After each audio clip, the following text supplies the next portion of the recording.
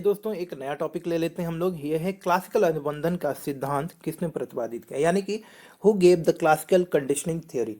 तो ये बड़ा ही इंपॉर्टेंट पॉइंट है, बड़ा ही महत्वपूर्ण टॉपिक है आपका शिक्षा मनोविज्ञान में दोस्तों की एक क्लासिकल कंडीशनिंग थ्योरी क्या है। तो दोस्तों देखिए, अभी मैं आपको एक परिभाषा रूप में बता रहा हूँ, साथ में एक उदाहरण दूंगा जिससे कि आप चीज़ों को बिल्कुल आसानी से समझ लेंगे। परिभाषा देख लेते हैं। पहले तो पूछा गया है आपका, ये 2 नंबर के प्रश्न में है आपका, अति लघु उत्तरीय प्रश्नों में, तो वहाँ उसके हिसाब से इसमें पूछा गया है कि क्लासिकल अनुबंधन का सिद्धांत किसने प्रतिपादित किया। तो क्लासिकल अनुबंधन का सिद्धांत, जिसको कि क्लासिकल कंडीशनिंग थ्योरी भी कहते हैं, रूसी मनोवैज्ञानिक इवान पावलोव द्वारा प्रतिपादित किया गया था। इवान पावलोव ने ये जो क्लासिकल कंडीशनिंग थ्योरी है उसको दिया था। और दोस्तों इवान पावलोव के अनुसार क्लासिकल कंडीशनिंग सीखने की एक ऐसी प्रक्रिया का रूप है जिसमें एक अनुकूलित उत्प्रेरक यानी कि उत्तेजक एक असंबंधित उत्प्रेरक से मिलकर एक व्यवहार रूपी प्रतिक्रिया उत्पन्न करता है। बिल्कुल दोस्तों परेशान ना हो, बिल्कुल मैं आपको बता रहा हूँ, ये चीजें मैं अभी आपको समझाता हूँ उदाहरण से। अभी देखिए, कंडीशनड रिस्पॉन्स उन तटस्थ उत्तेजकों से सीखा जाता है जिससे पहले कोई प्रक्रिया नहीं होती थी।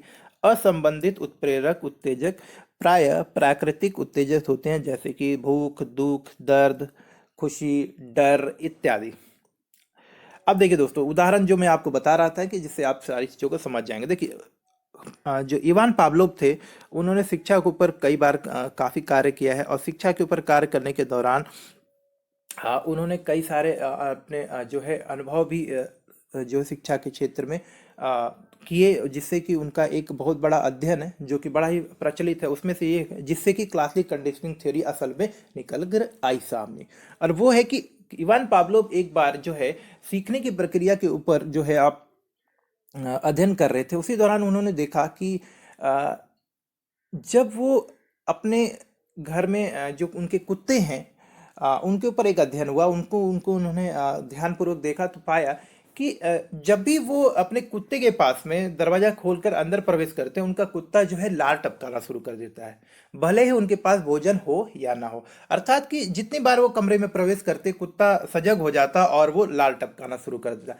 इस प्रक्रिया को उन्होंने कई बार किया। उसके बाद आगे देखते हैं, इसमें देखते हैं पावलो के प्रयोग में। आप पढ़ लेते हैं। पावलोक ने देखा कि वह जितनी बार कमरे में प्रवेश करता है, उसका कुत्ता उतनी बार लार टपकाना शुरू कर देता है, चाहे वह उसके पास कोई खाद्य पदार्थ हो या ना हो। कुत्ते ने उसके उनके कमरे में प्रवेश करने को भोजन दिए जाने से जोड़ लिया था। बदलाव में पावलोव ने इस प्रक्रिया को घंटी की आवाज, बजर और अन्य आवाजों से दोहराया। अब उन्होंने क्या किया कि देखिए, उन्होंने देखा कि जब जब भी मैं कमरे में प्रवेश करता हूँ, मेरा कुत्ता लार टपकाने लगता है। तो उन्होंने इस बात का अध्ययन किया, उन्होंने इस बात को महसूस किया कि कुत्ते ने अभी क्या किया है कि उनके कमरे में प्रवेश करने को मानसिक रूप से, अब इनका कमरे में प्रवेश करने से उनके मानसिक रूप से कुत्ते ने ये तैयार कर लिया कि अब जब ये आएंगे तो मुझे भोजन देंगे। उसके बाद उन्होंने क्या किया कि अगली बार जब वो कमरे में प्रवेश करते, उससे पहले वो घंटी बजाते और फिर आते। कई बार वो भोजन लेकर भी आते और कई बार भोजन नहीं भी लेके आते।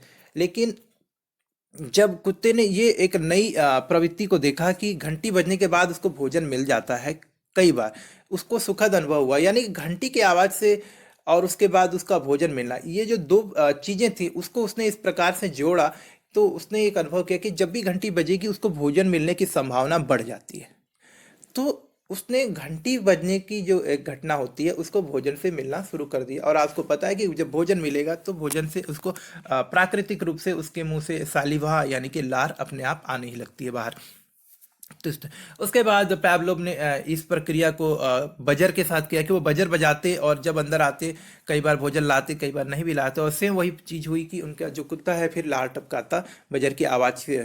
तो इस तरह की कई बार जब उन्होंने एक्सपेरिमेंट करे तो उन्होंने पाया कि कोई भी पशु या कोई जानवर, जो एक स्थिति जिसमें कि उसको एक अच्छा अनुभव होता है, उसको किसी अ, उस पूर्वानुभव, या आप बोल सकते हैं कि उससे संबंधित जिस उससे पहली जो घटना होती है, या उससे संबंधित जिस घटना से उसको अच्छा अनुभव होता है, उसको बार बार दोहराना चाहता है, उस घटना में वो अभ्यस्त हो जाता है।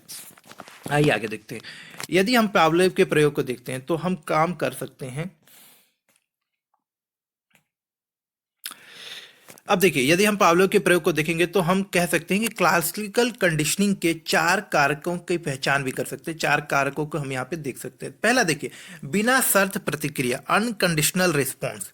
उनके भोजन को देखने या सूंघने के जवाब में कुत्तों का स्वाभाविक लार टपकाना, ये अनकंडीशनल रिस्पॉन्स है।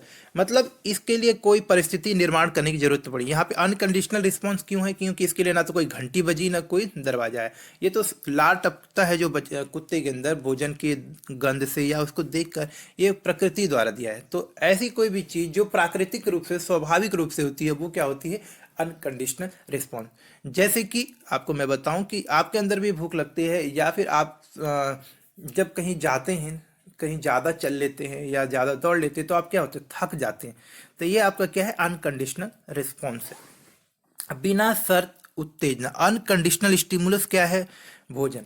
अब अनकंडीशनल स्टिमुलस क्या है? भोजन, यानी कि भोजन की गंध या आपकी दृष्टि, उसको देख के भी आपको जाता है उसे। यहाँ पे आप, अगर मैं आप दौड़ने की या चलने की आपकी बात करूं, तो क्या होता है अनकंडीशनल रिस्पॉन्स में? आपका वो चलना जो होता है, आपका दौड़ना जो होता है आपका, इसी की वजह से तो आपके अंदर थकान हुई है। तो ये जो थकान हुई है वो आपका प्राकृतिक है। आप कभी भी चलेंगे तो थकान होगी ही होगी। उसके अलावा एक जो शब्दावली है वो है यहाँ पे कंडीशनल स्टिमुलस, यानी कि घंटी बजना, यानी कि अनुकूलिक उत्प्रेरक जो होते हैं, यानी उत्तेजक। घंटी का बजना था जिसके पहले भोजन से कोई संबंध नहीं। देखिए, अब क्या किया गया है कि एक स्थिति निर्माण की गई है, एक उत्प्रेरक का निर्माण, एक उत्प्रेरक का सृजन होता है या एक उत्प्रेरक सृजित किया गया है। वो क्या है? कंडीशनल जो आपका स्टिमुलस है, वो अब एक नई चीज जिसने की एक नई प्रवृत्ति उत्पन्न करने में मदद की है। और क्या है कि घंटी जब बजती है उसके बाद भोजन मिलता है, यानी कि जब भी घंटी बजेगी भोजन मिलेगा आपको। तो घंटी बजने की एक जो प्रक्रिया है, एक नया टाइप का एक उत्प्रेरक है, और इसको जो कुत्ते ने अपनी भोजन प्राप्त करने की घटना से जोड़कर देखा है, जिसका पहले भोजन से, अब पहले भी घंटी बजती रही होगी लेकिन भोजन नहीं मिलता होगा। घंटी तो कई जगह बजती है, भोजन मिलता है? नहीं मिलता है। लेकिन ये जो एक अध्ययन हुआ उसमें क्या हुआ कि जब घंटी बजी उसके बाद उसको भोजन मिला, ज्यादातर उसको भोजन मिला, तो उसका जो अनुभव रहा वो अच्छा रहा। तो इसलिए घंटी बजने को कुत्ते ने जो है भोजन प्राप्त करने की स्थिति से जोड़कर देखा, यानी कि ये एक कंडीशनल स्टिमुलस, हमने एक कंडीशन बना दी कि घंटी बजेगी भोजन मिलेगा। उसके बाद जो आपका है यहाँ पे लिखा है वातानुकूलित, लेकिन यहाँ पे हम लोग लिखेंगे अनुकूलित। कंडीशनल रिस्पॉन्स, घंटी बजने का कुत्तों की लार थी। अब देखिए, कंडीशनल रिस्पॉन्स क्या था कि जब घंटी बजी तो भोजन मिला। तो जो नया कंडीशन हमने रिस्पॉन्स किया है आपका, वो क्या होता है? Conditional response. वो नया जो उत्प्रेरक है उसके जवाब में क्या आपकी प्रतिक्रिया क्या आ रही है? कि आप लार टपका रहे हैं, तब भी जबकि कोई भोजन मौजूद न, क्योंकि आपकी एक ये स्वाभाविक रूप से, जैसे रिफ्लेक्सेस होते हैं, आप देखते हैं कि जब तेज हवा चलती है आपकी आंख बंद हो जाती है, छींक आती है आपकी आंखें बंद हो जाती है। तो ये क्या है आपका? ये आपका कंडीशनल रिस्पॉन्स है। उस स्थिति में आपका प्राकृतिक रूप से हो जाता है। माफ करिएगा दोस्तों। अब मैं आपको यहाँ पे एक साधारण उदाहरण और दे देता हूँ। देखिए, उदाहरण के लिए मैं आपको बताता हूँ दोस्तों। आप जब छोटे होते हैं आपने देखा होगा कि कोई गाय या कोई जानवर, जब आप बहुत छोटे होते हैं आपको पता नहीं होता है, आपको अनुभव नहीं होता है कि ये छोटे जानवर आपको हानि भी पहुंचा सकते हैं, या ये जानवर आपसे लड़ सकते हैं, आपको नोच सकते हैं, कुछ भी। तो जब तक आप इनसे डरते नहीं हैं, आपको चोट नहीं लगा होता है, आप कुछ नहीं करते हैं, जानवरों को देखते आप प्रसन्न होते हैं, तो आपके अंदर में जो है कोई प्रक्रिया नहीं होती है। हाँ, लेकिन जब एक बार उसी कुत्ते से आपको चोट लग जाती है या उस जानवर ने किसी और को मार दिया, ये चीज आप देख लेते हैं या अनुभव कर लेते हैं, तो अगली बार से आप क्या करते हैं कि जब उस जानवर को देखते हैं या उस पशु को देखते हैं, कुत्ता, गाय, बकरी, जिसको भी देखते हैं आप, आपके दिमाग में ये आ जाता है कि इस जानवर से मुझे बच के रहना है क्योंकि ये मुझे नुकसान पहुंचा सकता है। तो देखिए, पहले आपके अंदर में कोई भी इसके प्रति, जब तक आपको पता नहीं होता है, जब आप छोटे होते हैं, बहुत छोटे होते हैं, तो आपको पता नहीं होता है कि जानवर आपको नुकसान भी पहुंचा सकता है। लेकिन जब ये जानवर एक बार आप देख लेते हैं, स्थिति का अनुभव कर लेते हैं कि ये नुकसान भी पहुंचा सकते हैं, तो अगली बार जानवर को देख के ही आप सतर्क हो जाते हैं। यानी कि ये क्या हुआ? ये हुआ आपका एक जानवर आपके लिए अभी क्या हो गया? जानवर की दृष्टि, यानी कि जानवर को देखना आपके लिए एक कंडीशनल रिस्पॉन्स हो, कंडीशनल स्टिमुली हो गया, जो आपका अनुकूलित उत्प्रेरक हो गया। यानी कि देखना पहली स्थिति में पहले आप देख के नहीं डरते थे, लेकिन अब जानवर को देख के ही आपके अंदर में मतलब एक डर भय की स्थिति उत्पन्न हो जाती है। और उसकी प्रतिक्रिया में आप क्या करते हैं, कंडीशनल रिस्पॉन्स आपका क्या होता है, आप क्या करते हैं फिर, अपने आप को उससे बचाते हैं, अपने आप को उससे दूर करते हैं, या फिर आप उस पे डंडे या पत्थर से प्रहार करते हैं ताकि वो आपको नुकसान ना पहुंचा सके। तो पहले जो चीज़ें नहीं होती थी कंडीशनल थ्योरी के हिसाब से, कंडीशनल क्लासिकल कंडीशनिंग थ्योरी के हिसाब से, वो चीज़ें अगर एक प्रक्रिया में आपको किसी प्रकार का अनुभव हो, चाहे वो दुखद हो या सुखद हो, अगर वो आपको होता है, बार बार होता है, तो आप एक नई व्यवहार का सृजन करते हैं, आपके अंदर एक नया व्यवहार उत्पन्न होता है, जो कि सीखने की प्रक्रिया में भी काफ़ी सहयोगी होता है। उदाहरण के लिए, अगर क्लासरूम में आप बदमाशी करते हैं, शरारत करते हैं, और शिक्षक आपको पनिशमेंट देते हैं, आपको पीटते हैं, तो आप क्या करते हैं, उस कार्य को करने से बचने का प्रयास करते हैं।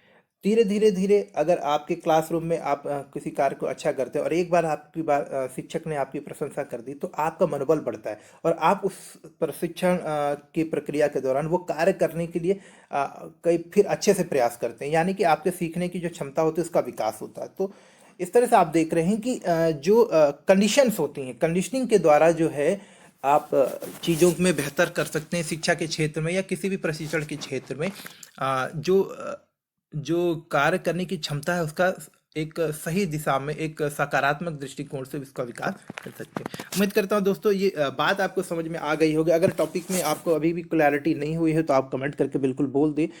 यहाँ पे इतने में ही आप बता सकते हैं, लेकिन आपको प्रश्न जब भी आए आपको उत्तर लिखना है, और उत्तर लिखते वक्त में आपको ध्यान रखना है, ये कुत्ते का उदाहरण आप